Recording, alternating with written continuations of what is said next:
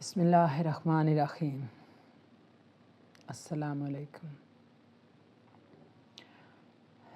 کل قائد اعظم رحمۃ اللہ کی برسی گزری ہے اور آج مجھے یہ شعر یاد آ رہا ہے کہ نثار تیری گلیوں کے اے وطن کے جہاں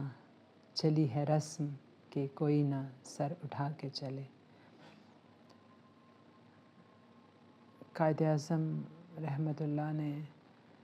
اپنے ساتھیوں کے ساتھ بڑی لمبی جدوجہد کی، عوام نے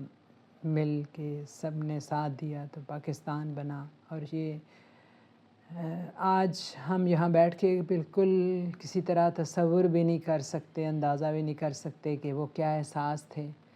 وہ کیا قربانیاں تھیں ہمارے بزرگوں کی، کہ پورے کے پورے گھرانے جب رستے میں لٹ گئے، عزتیں پامال ہوئیں، لڑکیاں گونگی ہو گئیں، بہری ہو گئیں اپنی تذلیل کی وجہ سے۔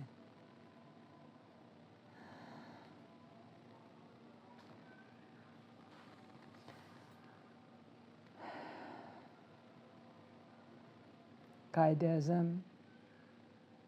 کے بارے میں یہ کہا جاتا ہے کہ وہ شاید اسلام پسند نہیں تھے، ان کے وہ سطحی علم تھا، لیکن جب ان کی تقریروں کو چند ایک میں تو بہت بڑی کوئی دانشور تو نہیں ہمیں تھی، عام سی عوام کا حصہ ہوں، تو ان کی جو تقریریں تھیں ان کو یاد کریں ذرا کہ وہ کیا کہتے تھے ہمیشہ، کہ کوئی جب ان سے پوچھتا کہ آئین کیا ہوگا آپ کا، پاکستان بننے سے بہت پہلے کوئی پوچھتا کہ آئین کیا ہوگا آپ کا، تو کہتے کہ ہمارے ملک کا آئین جو ہے وہ 1400 سال پہلے لکھا گیا ہے اور ہم اسی کو فالو کریں گے۔ اور پھر جب مطالبہ پاکستان انہوں نے رکھا ہے، جو کہ بہت بڑا صدمہ ہے آج بھی ہمارے ساتھی ملک بھارت کے لیے، جس کو وہ بٹوارا اور پتہ نہیں کیا کیا کرتے ہیں، پتہ نہیں بھارت ماتا کے ٹکڑے کرنا اور پتہ نہیں کیا کیا کرنا، تو یہ جو مطالبہ پاکستان تھا اس کی بنیاد ہی انہوں نے یہ رکھی تھی کہ ہمارے تاریخ، ہماری تہذیب، ہماری جو رہن سہن ہے، ہمارے ہیرو ہیں، ہمارے ولن ہیں، وہ سب ہندوؤں سے برعکس ہیں، اور چونکہ ہمارا بنیادی عقیدہ ہی مختلف ہے تو ہم ہزاروں سال کیا لاکھوں سال بھی رہ لیں تو کبھی بھی ہم کوئی خوشگوار زندگی کا تصور نہیں کر سکتے۔ ہم یہ دونوں قومیں ہر طرح سے الگ ہیں اور ان کو اکٹھے جوڑ کے جب جوں رکھیں گے تو پہلے بھی تباہی آئی ہے اور آئندہ اس سے بہت بڑی تباہی آئے گی۔ تو یہ مطالبہ جب سب ہر برصغیر کے مسلمان کے دل کی آواز بنا ہے تو پاکستان بنا ہے۔ تو قائد اعظم کو مہلت نہیں ملی کہ وہ تھوڑا اور جیتے تو شاید پاکستان کا نقشہ کچھ اور ہوتا۔ قائد اعظم نہ تو گاندھی سے کم تھے اور نہ ہی نہرو سے کم تھے۔ ان کی زندگی کا تھوڑا سا ہم جائزہ لیں گے، میں اپنا حاصل مطالعہ پیش کروں گی اور اس سے ہمیں اندازہ شاید ہو کہ وہ کس کمال کی شخصیت ہمیں اللہ تعالیٰ نے عطا کی، کیسا ہمیں کیا کہتے ہیں دیدہ ور عطا کیا جس کی ہم قدر نہیں کر سکے۔ قائد اعظم پہلے دن سے سیاست میں دلچسپی رکھتے تھے، طالب علمی کے زمانے سے، اور انڈیا جب آئیں تو کانگریس میں شمولیت اختیار کی، لیکن مسلمانوں کے حقوق کی جدوجہد کے لیے ان کا خیال تھا کہ ایک ہندو مسلم مل کے اچھی جدوجہد کر سکتے ہیں، لیکن اور ابتدا میں انہیں لگا بھی کوئی 1918 سے لے کے 19 20 تک جو تحریک خلافت چل رہی تھی اس کی وجہ سے ہندوؤں کا رویہ، ہندو رہنماؤں کا رویہ کافی پازیٹیو تھا مسلمانوں سے، اور وہ یہ اس میں ان کے ہم نوا تھے قائد اعظم کے کہ ہم مل کے برطانیہ سے آزادی لیں گے، مل کے اپنے حقوق کے لیے جدوجہد کریں گے۔ لیکن قائد اعظم کی بے شمار کوششوں کے باوجود جب قائد اعظم کو اندازہ ہوا کہ ہندوؤں کے ساتھ مل کے رہنے میں صرف ہندو راج ہی کا سامنا کرنا پڑے گا، اس کے علاوہ کچھ نہیں، اور ایسا ہندو راج جس میں مسلمانوں پہ تعلیم کے، ملازمتوں کے اور ترقی کرنے کے تمام مواقع نہیں ہوں گے، تو تب انہوں نے یہ فیصلہ کیا کہ وہ ایک الگ ملک کا مطالبہ رکھیں گے، اور اس کے لیے وہ مسلم لیگ میں شامل ہوئے اور تندہی سے مسلمانوں کے حقوق کے لیے جدوجہد شروع کر دی۔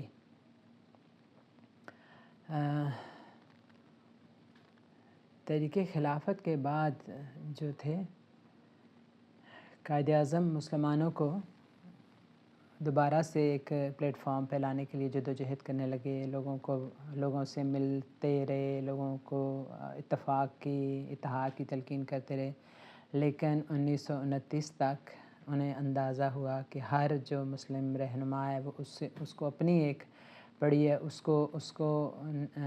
قومی مفاد سے زیادہ اپنے انا اور اپنا مفاد جو ہے وہ زیادہ عزیز ہے، تو اس چیز نے انہیں بہت مایوس کیا، اور وہ 1929 میں چلے گئے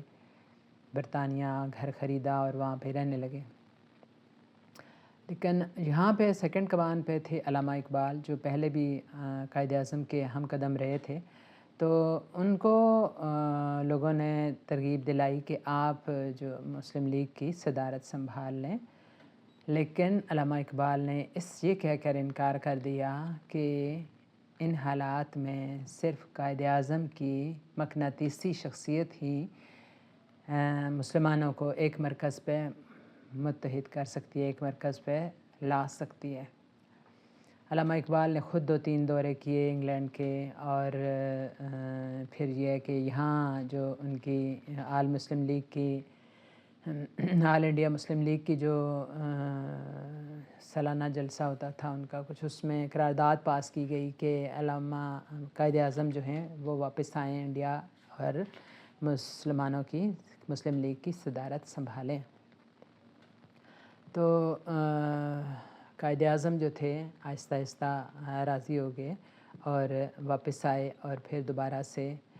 مسلمانوں کے ساتھ ایک جدوجہد میں مصروف ہو گئے، آزادی کی جدوجہد میں، مسلمانوں کو حقوق دلانے کی جدوجہد میں۔ تو اب کہ اس جو تحریک میں کافی تیزی آ گئی تھی، کیونکہ ایک نیا جوش اور ایک نیا ولولہ پیدا ہو گیا تھا، اور مسلمانوں کو بھی احساس ہو گیا تھا کہ اگر ہم مل کے نہیں کام کریں گے تو ہماری جدوجہد کو بہت بڑا نقصان پہنچنے کا خطرہ ہے۔ تو قائد اعظم جو تھے وہ بڑے ہی یعنی نیٹ ورکنگ جس کو کہتے ہیں نا کہ ایک لیڈر کا کام ہوتا ہے، وہ کرتے تھے کہ ایک طرف وہ جو مختلف علاقے کے رہنما تھے، چاہے وہ کشمیر کے ہوں، چودھری غلام عباس کے ساتھ ان کا بڑا گہرا رابطہ تھا، جو اس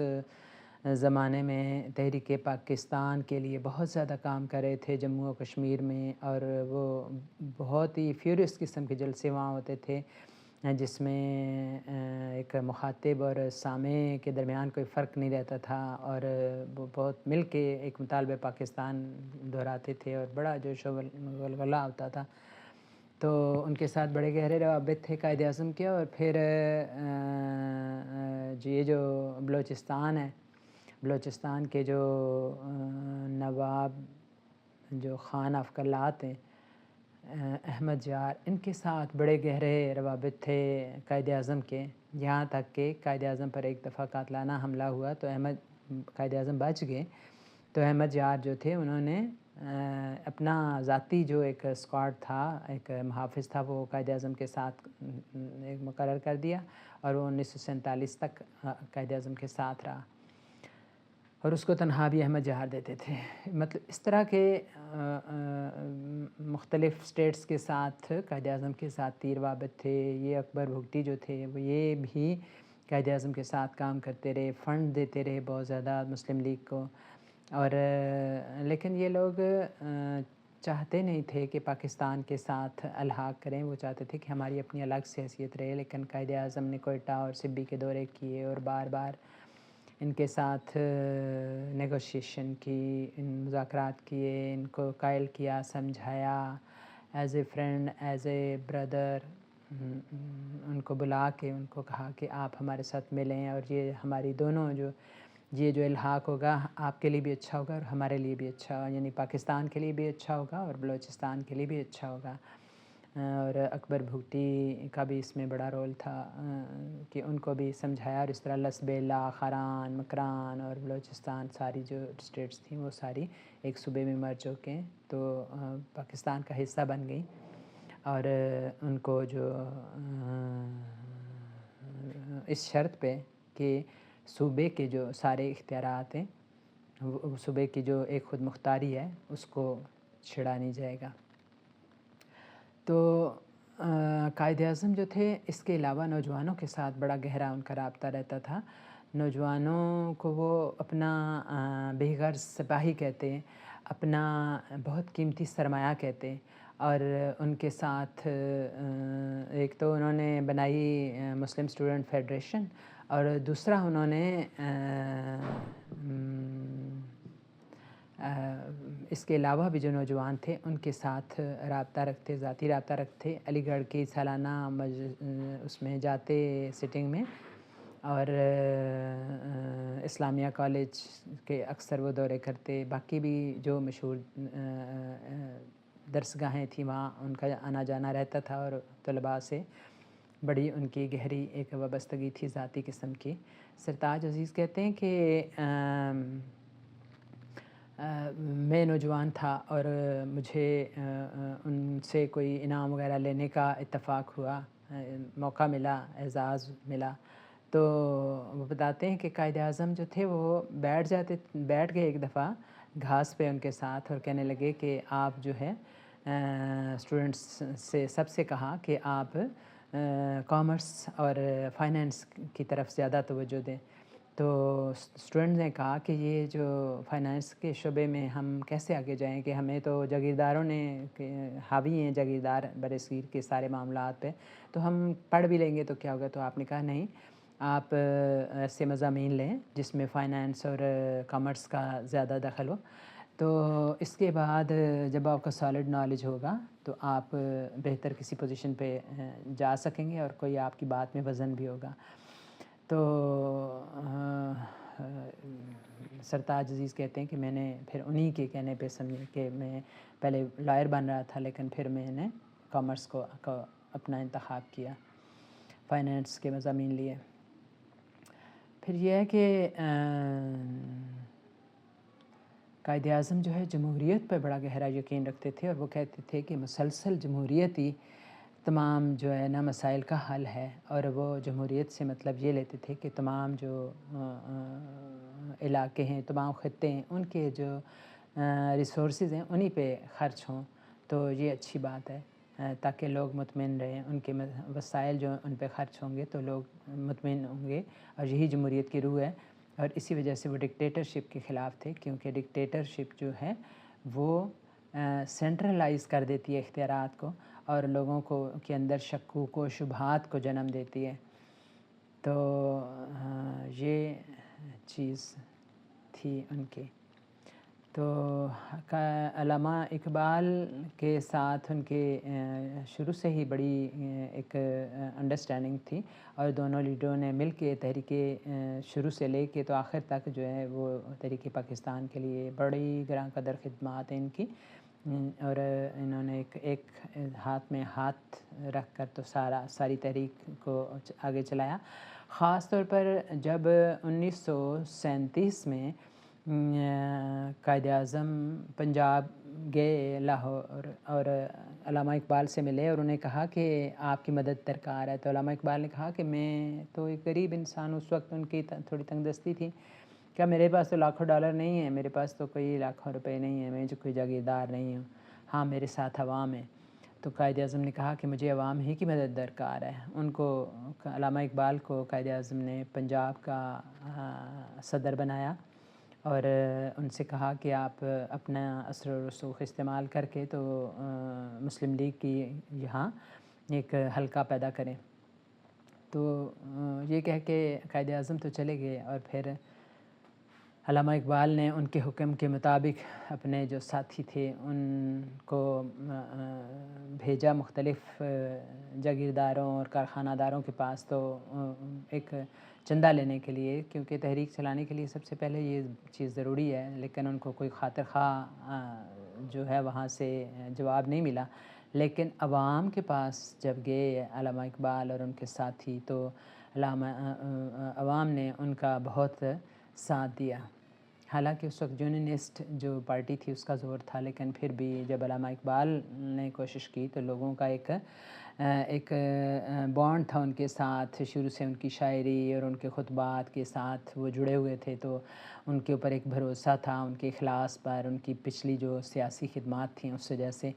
لوگوں نے ان کی بات پر لبیک کہا۔ اور اگرچہ علامہ اقبال 1938 کو فوت ہو گئے تھے، لیکن 1940 میں مسلم لیگ جو ہے وہ بھاری اکثریت سے پنجاب سے جیتی، اور اس طرح سے گویا کہ قائد اعظم کی بات جو ہے نا اس کی لاج علامہ اقبال نے رکھی۔ تو قائد اعظم طلباء کو بہت ضروری سمجھتے تھے، تحریک میں بڑا ان کا بہت زیادہ کردار رہا ہے تحریک پاکستان میں، لیکن علی گڑھ کے جو جلسے ہوتے تھے اس میں علامہ اقبال بھی جاتے، قائد اعظم سالانہ جلسوں میں موسٹلی جاتے تھے، ان کو بلایا بھی جاتا تھا، دعوت دی جاتی تھی۔ تو جب قائد اعظم ٹرین سے اترتے تو علی گڑھ کے جو طلباء تھے ان کو وہ بگی جو ان کو لے کے گئے ہوتے تھے ان کو ریسیو کرنے کے لیے، اس بگی سے گھوڑوں کو کھول دیتے اور گھوڑوں کی جگہ اپنے آپ کو باندھ کے تو 4-4 6 طلباء جو ہے وہ قائد اعظم کی بگی کو کھینچتے ہوئے علی گڑھ کالج تک لے کے آتے، اور وہاں ایک خاص طرح کا ایک ماحول ہوتا۔ تو وہ ایک مشہور زمانہ تقریر ہے قائد اعظم کی جس میں وہ کہتے ہیں کہ میں جوان امنگوں کے سر چشموں کو چھونا چاہتا ہوں۔ تو یہ ایک ان کا آپس کا ایک وہ تھا کہ جس کی وجہ سے کہتے ہیں کہ پاکستان حاصل کرنے میں طلباء کا بھی بڑا ہی اہم رول رہا ہے۔ لیکن جب پاکستان بن گیا تو قائد اعظم نے اس بات کو ضروری سمجھا کہ ان کو طلباء پھر آپ کئی اداروں میں گئے اور آپ نے پیغامات کے ذریعے، بیانات کے ذریعے طلباء کو یہ پیغام دیا کہ اب تحریک پاکستان اپنے تقریباً انجام کو پہنچ چکی ہے، تو اب آپ اپنے اداروں میں جائیں، اپنی تعلیم پہ فوکس کریں تاکہ آپ کل کو صحیح طور پہ معماران پاکستان بن سکیں۔ پھر یہ ہے کہ اس کے بعد کہ جب پاکستان بن گیا تو ہم اس کے بعد کہ ان کے جائزہ لیں کہ وہ ڈیتھ بیڈ پہ تھے، بالکل ان کے آخری دن تھے، جسمانی طور پر بہت نحیف اور نزار ہو چکے تھے، ان کو بڑی تکلیف تھی، کینسر تھا، لیکن ان کا جو دماغ تھا بہت زیادہ توانا تھا، بہت زیادہ کام کرتا تھا، اور ایک نڈر اور ایک مضبوط دل ان کے جسم میں دھڑکتا تھا کہ ہم دیکھتے ہیں کہ 1948 میں یعنی 47 کا سال تو زیادہ تر اسی میں گزرا تھا کہ جو مہاجرین ہیں ان کی ایک آباد کاری اور ان کا خیال اور ان کی دیکھ بھال وغیرہ وغیرہ، لیکن 1948 شروع ہوتے ساتھ ہی انہوں نے ایک تو فوج پہ انہوں نے بہت دھیان دیا کہ فوج کو وہ یعنی سیاست سے دور تو رکھنا چاہتے تھے، یعنی کئی ان کے بیانات ہیں جس سے پتہ چلتا ہے کہ وہ کوئی فوجی کپتان تھے تو وہ ان کو مسلم لیگ کے لیے چندہ بھیجتے تھے، تو قائد اعظم نے ان کو خط لکھ کے منع کیا کہ آپ فوج کو سیاست سے دور رہنا چاہیے، اور شکریہ کے ساتھ ان کے جو پیسے تھے وہ واپس کیے۔ اور یہ ہے کہ کاکول کی جو پی ایم اے اکیڈمی ہے وہ آپ کے ہوتے ہوئے بنی، اور جو رسال پور اکیڈمی ہے وہ بھی قائد اعظم نے اس کا افتتاح کیا۔ اور پھر یہ ہے کہ